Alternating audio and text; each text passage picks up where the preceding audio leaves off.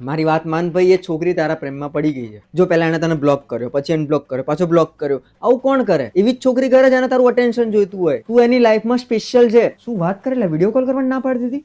સાદો કોલ પણ નહીં. એનો મતલબ કે છોકરી તને ડાયરેક્ટ ફેસ ટુ ફેસ મળવા માંગે છે ભાઈ. એ એવું ઈચ્છે છે કે તમારા બંનેનો પ્રેમ કોઈ ટેકનોલોજી પર ડિપેન્ડન્ટ ના રહે. શું છોકરી છે યાર, બંને યાર મેડ ફોર ઈચ અધર છો. એને તારી સ્ટોરી લાઈક કરીને હું તને લખીને આપું મારા ભાઈ, એ છોકરી તારા માટે સિરિયસ છે. આ તો ભલે ને ભગવાનની રીલ સ્ટોરી પર તે અપલોડ કરી અને લાઈક કર્યો, પણ લાઈક કરી એ મહત્વની છે. એમ કહું છું હું તને. ભાઈ છોકરે પોતાની મન મરજીની માલકીન હોય. કોઈ ગમે તે કે પણ એને જે કરવું હોય ને એ જ કર. પણ તે એને નવા કપડા પહેરવાનું કીધું બર્થડે ના દિવસે અને એને પહેર્યા ને, ઇટ મીન્સ કે તું સ્પેશિયલ છે એના માટે ભાઈ. હવે ટાઈમ આવી ગયો છે, તું એને પ્રપોઝ કરી દે. બોયફ્રેન્ડ છે એનો એમ. એટલે આ બધી કહેવાની વાતો હોય, એનો બોયફ્રેન્ડ ના હોય, તને જેલેસ ફીલ કરાવવા માંગે છે કે તું જલ્દીથી જલ્દી જાય અને પ્રપોઝ કરી દે. આ પ્રેમ છે ભાઈ, પ્રેમ. બોલ મારા ભાઈ, પ્રપોઝ કરી દીધું.